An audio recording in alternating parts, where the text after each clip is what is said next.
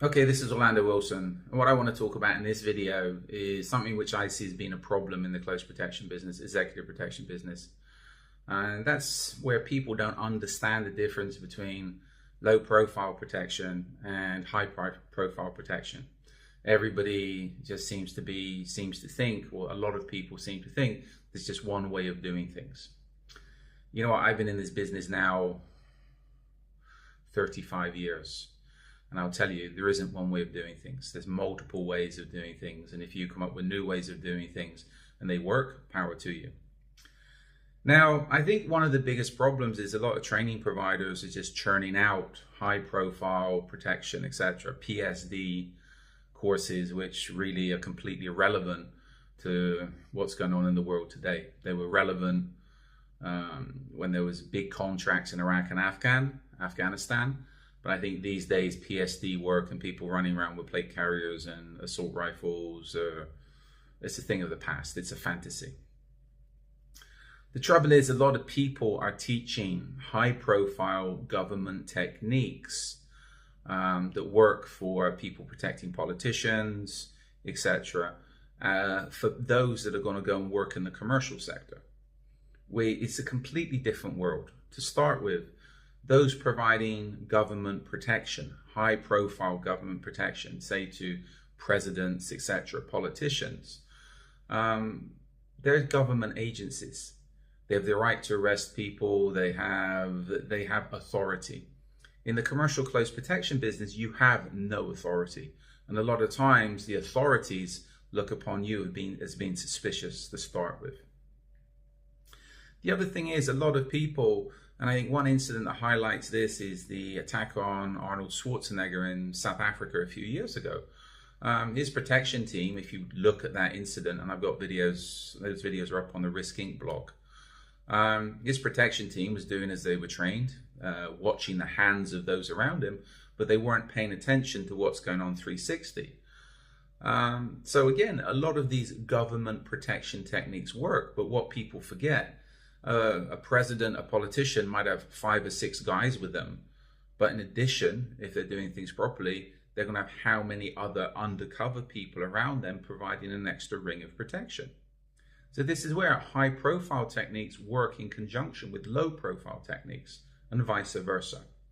This is where you need to understand close protection tactics, close protection techniques, and how you actually work on the street.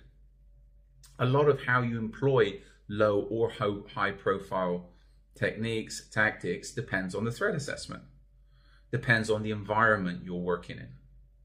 And I've said to people, I've had people doing my courses and we do assessments, etc., and they give me a proposal for a protection detail somewhere, and I throw out different countries, and all they're telling me is high profile.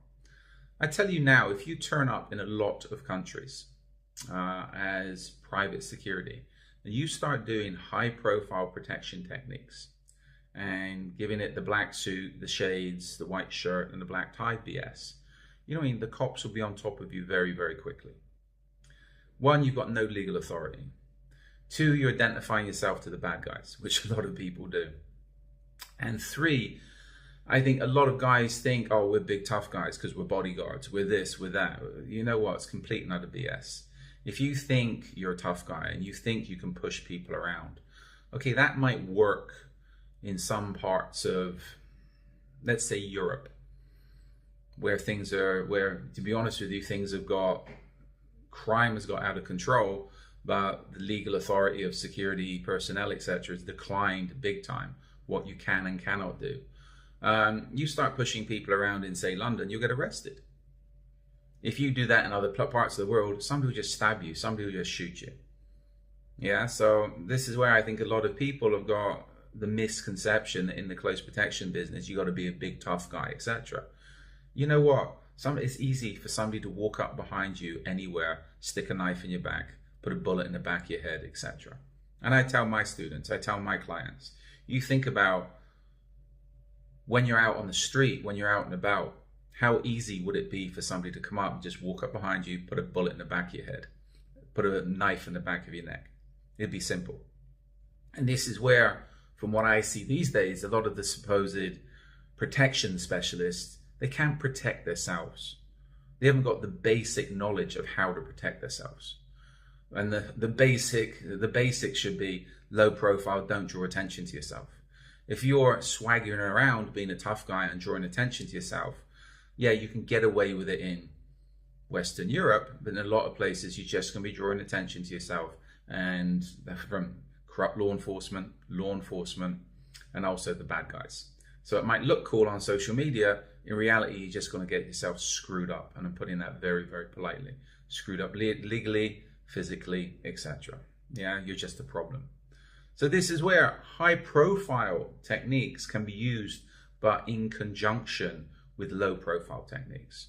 If you're dealing in areas where there's any risk, you can have somebody, a companion with the client, to make sure the client feels assured, etc., to give guidance to the client if there's a problem. But your real protection is going to be the cordons of security personnel you've got around you, which I would strongly suggest are low profile, if not completely covert. Depends where you are, depends what you're doing, depends on your client's threat assessment. If your client just wants high profile, wants some beef around him to push people around so it makes him look important, okay, that's, to me, it's not really security. It is in some ways, it's the minder stuff, you're not really providing security. You're putting on a show. You're a fashion accessory. That's it. And this is where the sad fact is, a lot of people coming out of a lot of the close protection, executive protection courses these days, that's all they know how to do. I've had people turn up to my courses and all they seem to know how to do is how to stand properly, how to follow somebody around like a little puppy dog. When you tell them go do an advance, go do this, go do that, they're scratching their heads because they've never been taught it, even though somebody's given them some fancy certificate and told them they're top. Where, to be honest with you, they've just been scammed. So you have to understand, if you're serious about being in the close protection business, and the close protection business is about brain power, is about being crafty, it's not about muscle. You have to be able to deal with confrontations. You have to understand conflict resolution. Our main job is to avoid, de-escalate, and again, if there is a serious issue, and I do videos about this, I might have done one before, I'll do another video about this in the future, is how you manage threats. It's you have to liaise with law enforcement, etc. We're not out there to be tough guys. You can't go around beating people up and pushing people out the way, which I've seen happen on quite a few occasions. You have to abide by the laws. And again, if you're providing serious protection, especially in high risk environments, if you think that you're going to jump in front of your client or do some sexy techniques and protect your client, etc., you're dreaming. You're a liability. I see a lot of the people doing their CP drills, and to those that's training seriously, total respect. But you've got to think about this, especially when people are using large formations. If somebody is 15 yards, 15 meters away from you, and they open up with an AK, 30 rounds of 7.62 by 39 coming at you in a couple of seconds, what are you going to have time to react if you don't spot the threat? And again, what's those 30 rounds of 7.62 by 39 going to do to your formation? It's just going to mash it. That's what it's going to do to your formation. Everybody's going to get shot up. So this is where you have to think about, when you're working out your plans, your procedures, and when you're training, that you're training for the real world, and it's just not tactical entertainment. And sadly, a lot of the stuff out there these days is tactical entertainment, play PSD, let's dress up and pretend to be soldiers, etc. It's bullshit. So whatever you're doing, keep it real. If you're half a brain, look at stuff and think, would this work in reality? And is this actually going to work protecting people, or is it going to cause more problems? So follow me along on social media. There's more videos up there. We've got more videos going out. And don't forget, I've got an array of books on Amazon. And if you're connected with me, link up with me on social media and drop me a line if you have any questions. I will get back to you in time. So in the meantime, be good, stay safe, stay out of trouble.